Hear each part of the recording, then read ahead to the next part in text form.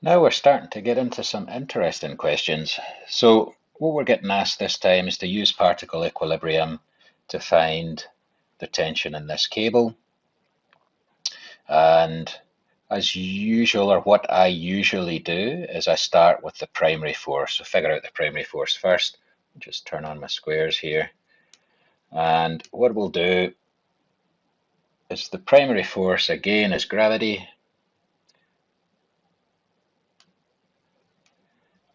We've got the mass of this weight times gravity acting downwards. That's equal to mg. And we're told that the weight has a mass of 60 kilograms. So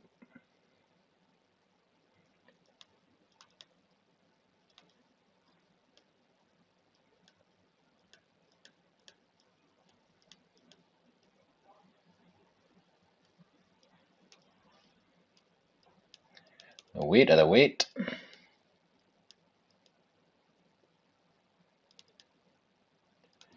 is mass times gravity, which equals 60 kilograms times 9.81. So we're not doing approximate here, we're doing exact. So we need to use three significant figures for gravity. And so let's just figure out what that is.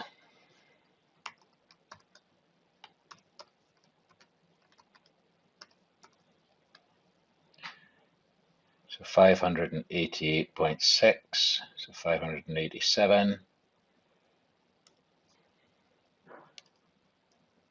587 newtons.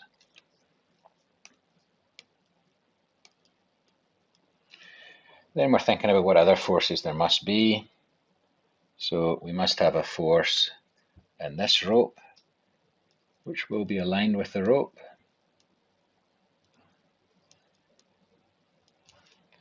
I think red is going to be better for all of this. And we've got another force in this rope.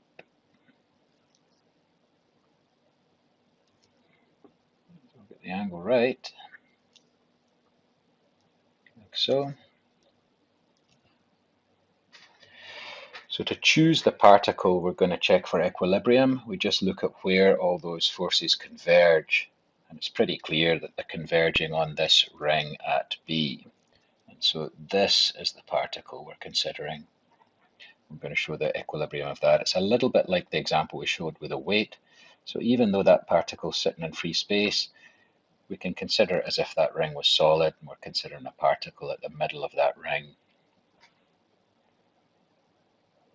Now, the first thing we have to do is to draw a free body diagram. So it's the first time we've come across free body diagrams. Basically, it means we're going to pull this particle out of here, ignore everything else except the forces acting on that particle. So that's what a free body diagram means. So you just pull out one small part of your system, you draw it on its own, and then you just draw the forces acting on it. So this is the free body diagram. Now, free body diagrams it doesn't have to be a particle, it doesn't have to be a little point like we're thinking of. It can also be larger bodies, and we'll come across that when we get to rigid body mechanics. But for now, we're just considering points. So we're pulling out that point B. I'm probably just going to name it. So that's B. Now, I'm not trusting that this diagram is drawn to scale. We already know one of the forces is acting at 45 degrees, so we don't have any calculations to do there. What color will I do this in? Let me just do this green for now, because I'm probably going to go over it later. What I'm doing is I don't know the magnitude of that force, but what I'll do is just draw the line of action of that force, so we know it's going to act at 45 degrees. And we'll just put that onto our diagram, the fact that that's 45 degrees.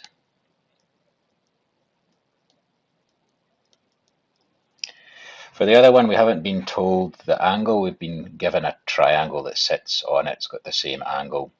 So what it's saying is this angle here is the same as that angle there, but they haven't given us the angle. You sometimes see this in engineering drawings, essentially like giving you the gradient of that rope. So we're going to have to figure out that angle. And so we have got, just do a quick sketch, since this is something a little bit new. We've got 4, 3, 5. I'm going to try and figure out this angle here. So we've got hypotenuse, opposite, adjacent. We could use any of those we wanted. I'll use tan because we've got all three sides. So we'll call this theta.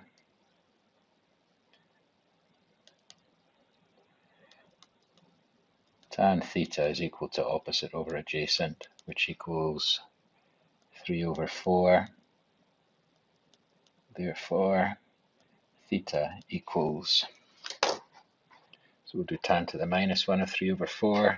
I'm not going to write it all out. I better write something. It's tan to the minus 1, 3 over 4, because I'd probably expect you to do that in your calcs. So a tan 3 divided by 4 is 36.9 degrees.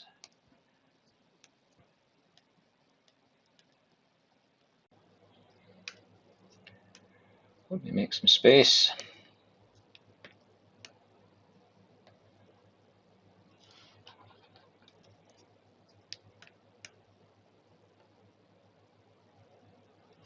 And we can draw that on. So 36.9 says 37 is as good as I can get on this. So we now know the line of action of that second force.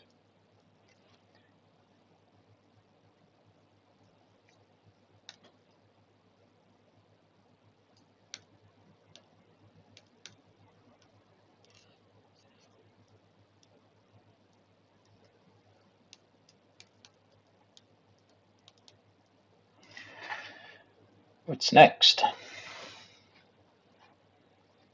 Okay, so we're drawing the free body diagram of B. We've got the lines of action of these two forces. The next thing we need to do is just to mark on the force due to gravity. And this is one that we know, 587. So we've got 100, 200, 300, 400, 590. 587 newtons. So as previously, there's a couple of ways we can solve this. So first of all, we can have a go at solving it graphically. It's a little bit different because you don't know the magnitudes of these vectors. You just know you know the line of action. You actually know the direction as well. You know that, if it's not going to fall down, that this one must be going that way and this one must be going that way. What we don't know at the moment is how the magnitude of those vectors. So therefore, we don't know how long to draw these lines. Nonetheless, we can still use a graphical method, and we can imagine moving them nose to tail. So we could move, I might just give these names as well before, well, now let's draw it first and then we'll figure out the names after. So if I was to move this nose to tail, it would end up down here, and it would be going this way. We don't know how long it is, so it could stop anywhere. If I was moving this one nose to tail, it has to go in this direction. And if we want equilibrium, it has to end up at B. And so the head of that vector must end up there. Its direction must be this way. So therefore, it must go like this. And because of that, the length of this vector is now defined. We can rub out this part. You see what I did there? So I took this one. I know this vector, I don't know how long it is, but I can just move it down to here, that direction, and draw that line of action there. And then I've got this vector here, and I didn't even really have to move that one. But for that vector, we know that it must finish up at B in order to get a zero resultant, must have a closed path. So the nose of that vector must be at B. And because it's got this line of action, we can figure out where it would cross the line of action of this vector. And therefore, we've actually found the length and direction of both vectors. Now, what did the question ask us for? Was it asking us for just determine the tension in the rope? So the tension in the rope's not really a vector, it's the magnitude of this force. So we could now draw those on. I'm going to make a bit of a mess of my diagram, but we can fix that later. So let me what will I call these? I'll call this, because it ends up at C, I'll call this FC. Because this one ends up at A, I'm going to call it FA, or it points towards A anyway. So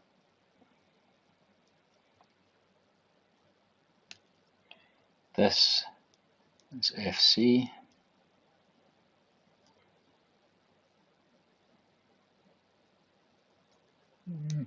Maybe not. Maybe we'll just leave that green.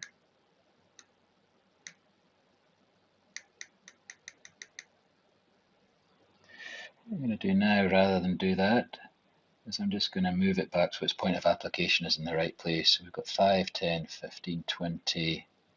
What have we got here? Hold on. 100, 200, 300, 480 roughly. So I'm going to draw it on with the correct point of application. So 100, 200, 300, 480. We said we're going to call that FC. This one here,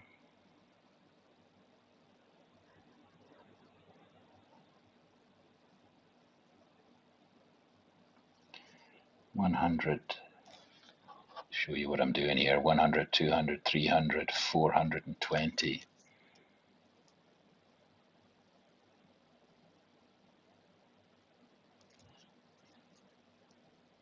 Draw it there. So it's got the correct point of application. And this is FA.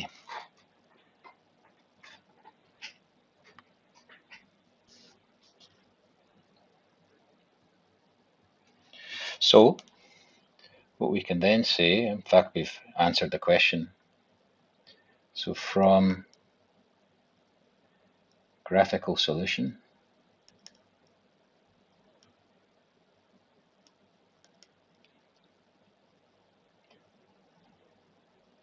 I'm just thinking about the best way to say this for the question. And so we've got this section of rope. The best name for that section of rope would be AB.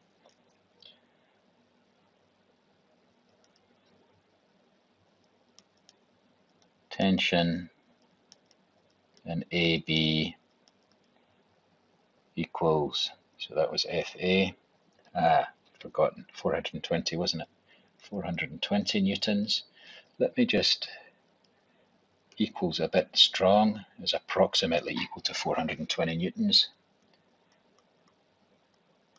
Tension in BC is approximately equal to, was it 500?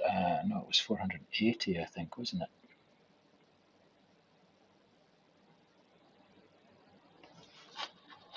One hundred, 200, 300, 480.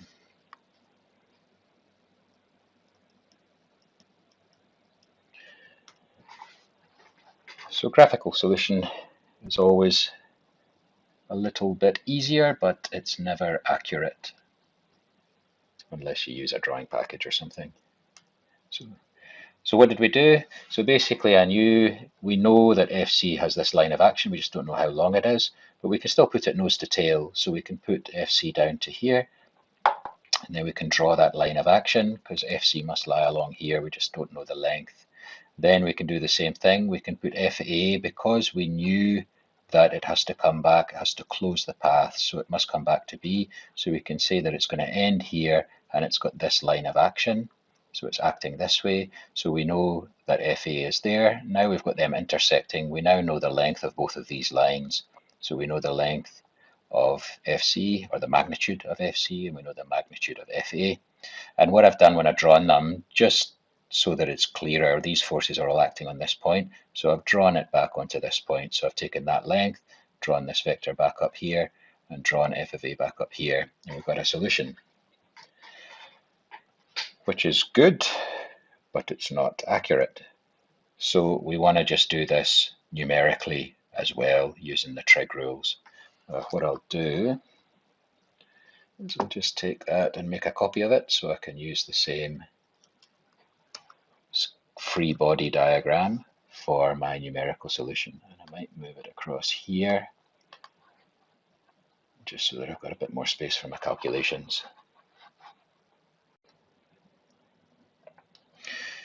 We've got our graphical solution. So now we're looking at how you solve these numerically. So how you solve this type of problem numerically. So the start of the process would be exactly the same. I can't remember why I did that, but I'm just going to tidy this up a bit. And so we'd do exactly the same thing. We'd find our primary force. What's the thing causing all the other forces? It's the gravity. So we'd mark that on first. And then we'd have a think about where the reactions to that primary force are. So there's a reaction that's aligned with this rope. So forces always align with ropes because the rope is flexible. It'll move to line up with the force. And then we'll have another force acting along this rope here. We're looking at particle equilibrium. And so we're saying if this whole thing is in static equilibrium, every little particle within this system must also be in equilibrium. And so we're going to choose the one of those that's going to most help us find the forces that the question's asked us for. And usually the best way to find that is to look at where all the forces converge. In our case, the forces were converging at B, so that's the particle we've chosen. So then what we're doing is drawing a free body diagram. So we take out that particle. So this point B, we take it out, and then we're just drawing on all the forces that we know that we've already identified here. We had to calculate one of the angles because they gave us it as 3, 4, 5. So they gave it as saying this triangle is lined up with that rope. So we've calculated that angle. So we've got that, and then we've got our free body diagram. There's no other forces acting on this particle that's at the center of the ring at B. And again, it's a little bit like the weight, where there isn't really a particle there. It's kind of an imaginary particle that we're thinking about. Okay, and so what we're doing this time is the numerical solution, and that uses the components and says the components must all add up to 0. So the first thing we would do is just write down what that rule is. For particle equilibrium,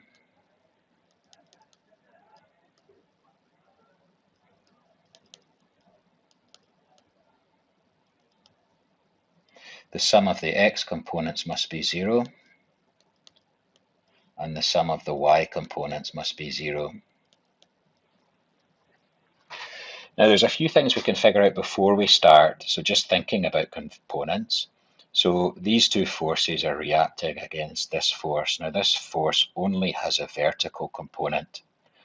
So when we start looking at the x and y components of these vectors, then it must be the case that this x component of A, call it FAX, must be or must have the same magnitude as FCX, because they need to cancel out. So the primary force has no x component. The reaction forces both have x components, but they must both cancel out. Otherwise, we'd be left with a resultant that had an x component. So these two things must cancel out. What else do we know? Well, we know that the y components, if we're going to get a resultant of 0 for the whole system, then we must have FAY, and over here is FCY, FCY. When we add up those, they must be equal and opposite to this primary force because it has to cancel out so that we've got a net force of 0. So we know these two cancel out, so we've got no x component, and then this, and this must all cancel out to give us a resultant of 0.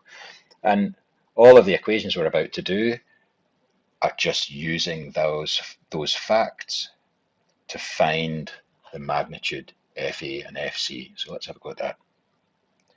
So first we'll use the sum of the x components must be 0. So we need to find the x components. So at the moment we've got FAX. We can't actually say that. Does that help us? So we can just say FAX plus FCX must be equal to 0.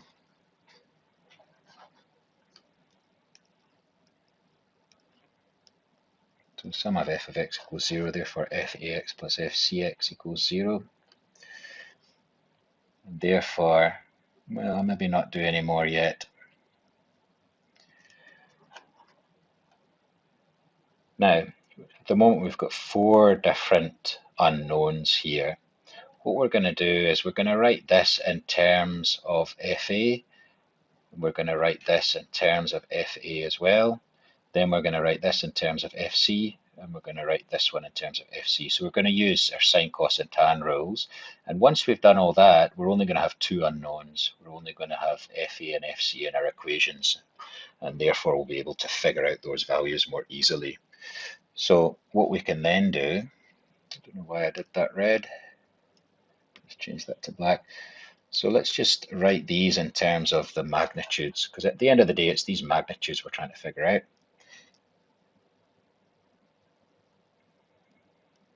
So what do we know? So FAX, so let's use our sine, cos, and tan. So this angle here, we're trying to say figure out what FAX equals. So we've got our adjacent, FA is our hypotenuse. So therefore FAX must be equal to FA cos 36.9.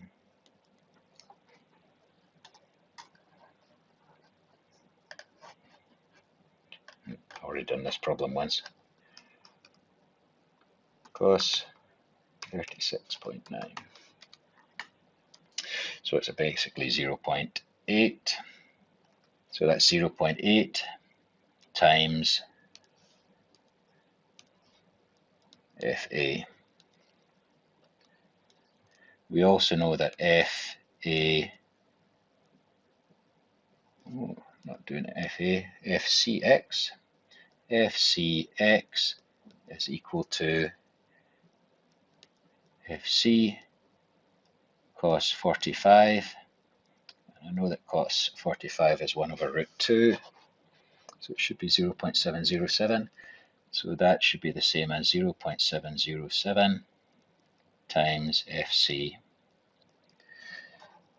You'll notice here I swapped the order, so it was FC cos 45. Cos 45 is 0.707. I've written the FC at the end. That's just a convention. Usually you write your letter at the end when it starts to, when you're simplifying. Okay, that's all good. So then if we go back to this equation, we knew FAX plus FCX is equal to 0. So we're just going to substitute in these values. So therefore we know 0.8 FA. What have I forgotten? As usual, I've forgotten that FAX is negative. So I've drawn up here, this is my positive x direction. This FAX is negative, and you have to be super careful about that when you're doing these types of problems, because you'll end up getting confused. So negative 0.8 FA, so we've said FAX plus FCX is 0. We're going to substitute in FAX is the same as minus 0.8 FA. FCX is equal to 0.707 FC. So plus 0.707 FC is equal to 0. And I'm just for those who are reading this later, that's just that. Let's simplify that down a bit. So if I take this over to the other side, it's going to become positive. So add 0.8 FA to this side. Those will turn to 0. You'll have a positive 0.8 FA on the other side. So 0.707 FC is equal to 0.8 FA. And we'll just get FC on its own. You'll see why I'm figuring out FC on its own later, but it's 0.8 FA. Divide both sides by 0.707.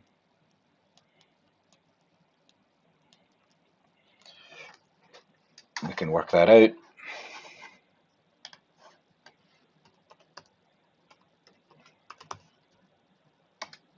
It's 1.132. So 1.13 to 3 significant figures. FA.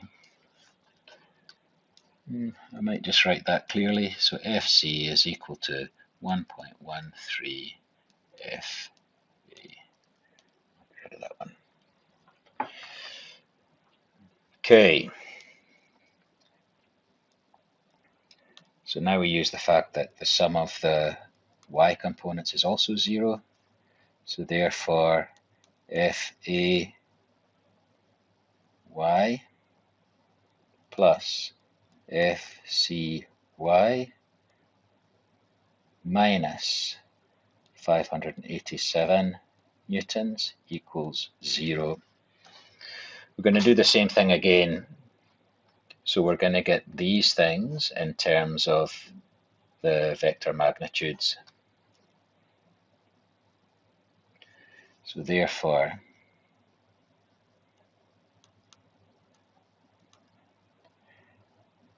let me just write that, FAY is equal to, so we're trying to figure out this value here, and we're going to write it in terms of this value. Our angle's over here, so we're opposite and hypotenuse, so it's sine. So FAY is equal to FA sine 36.9 degrees, which equals, so sine 36.9 is 0.6, and then we're times FA. We're also going to get FCY in terms of FC. So FCY is equal to FC, okay, what are we timesing it by? Sine, cos, tan. So we know this angle. We're trying to find FCY opposite over hypotenuse, so it's again sine. Sine 45, which equals, sine 45 is the same as cos 45, it's 0.707, it's 1 over root 2, which is roughly 0.707, but let's make sure, don't take my word for it, 0.707, so that's correct.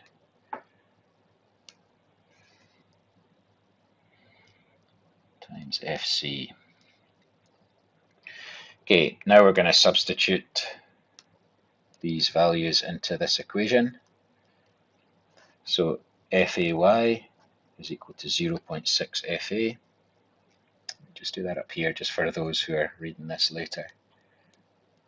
Put those up in there. So we're going to get 0.6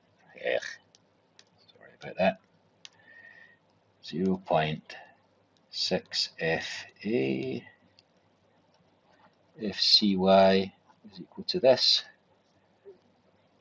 plus 0.707 FC is equal to, put this on the other side, 587. I shouldn't really have written my newtons in that equation. Okay. Now, solving equations. So at the moment we've got two variables in this equation. If you cast your mind back to high school and solving different equations, you can't solve that because this is an unknown, this is an unknown as well. So everything we've been doing here, we started off with FAX, FAY, FCX, FCY. So we had four things we didn't know. But what we've done is each of these, we've written them in terms of FA and FC. So we had this equation to start with. We've figured out this in terms of FA. We've figured out what this is in terms of FC. We've substituted that back in. We've got an equation that's just got FA and FC in it. And we've worked that through and figured out what FC is compared to FA. Then we've done the same thing with the Y components. We've figured out each of these in terms of F of A and F of C. We substituted them in, so we've got another equation in terms of FA and FC. What we're going to do now is we're going to take this equation, put it into here, and then we should have one variable left, last man standing. So F of C is equal to 1.13 FA. So what we can say here is 0.6 FA plus 0.707 FC, but FC is equal to 1.13 FA. So that's times 1.13 F of FA, not F of A, FA, is equal to 187. So now we can say we've got 0.6 FA plus, let's figure that out. I stupidly shut down my CalcPad, which I'm now going to have to wait for it to open again.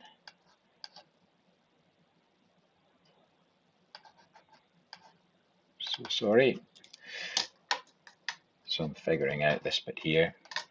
So 0.707 times 1.13 is equal to 0.799.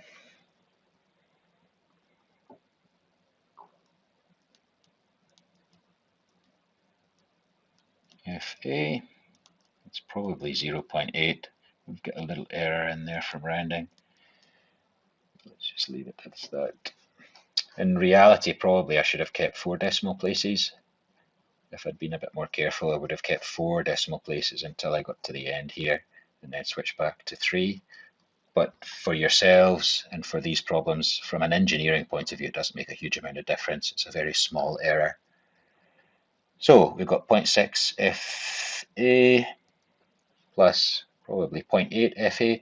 So these things, we can add those together. It's apples plus apples, if you know what I mean. So we can just add 0.6 plus 0.799. And we're going to get, what do we get?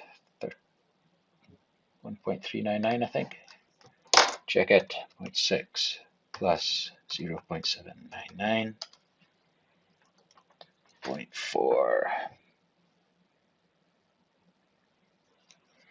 So 1.4, oops, excuse me. 1.4 FA equals 587. Divide both sides by 1.4. FA is equal to 587 divided by 1.4. Was it definitely 587? It was.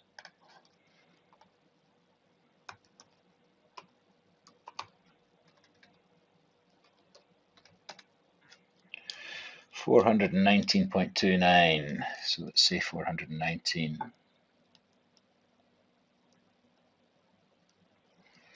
So we've now figured out one part of the question. We know that the magnitude of this force is 419, therefore the tension in this part of the rope is 419. We don't know yet the magnitude of this force, but we do, because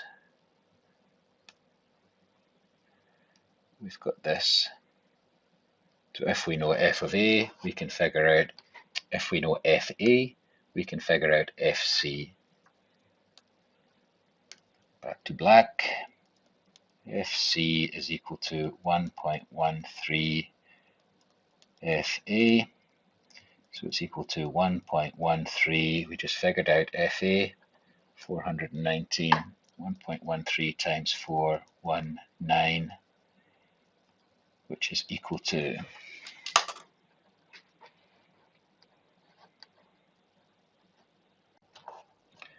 so 1.13 times 419, 1.13 times 419, 473.47, so 473.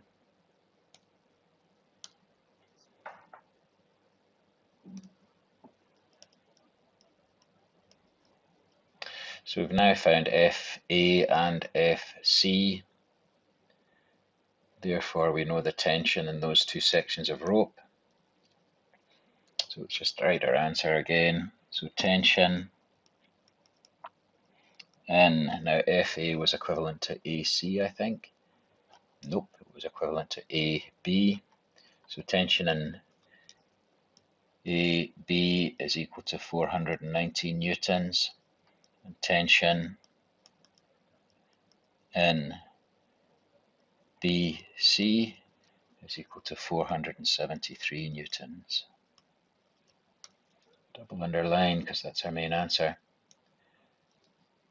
So very quick summary. For both these methods, the first thing you're doing is identifying your primary force.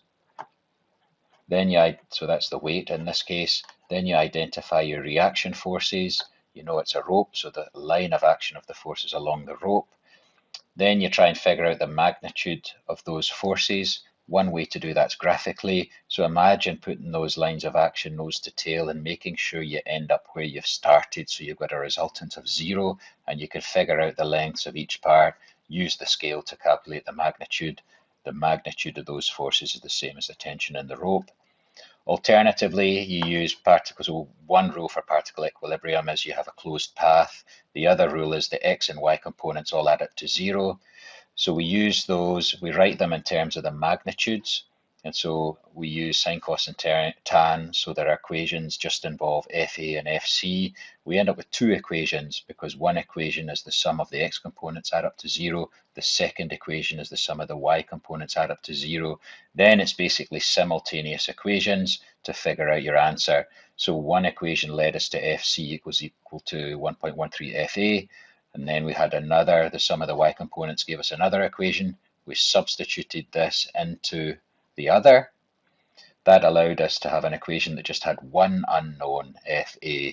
We then solved that equation for FA, substituted the result back into the other equation, and we've ended up figuring out both FA and FC, therefore figuring out the tension in both sections of rope. So it takes time, but once you've done a few examples, the process is quite similar for each example. You'll get a head around it, and then you'll be able to solve that type of problem.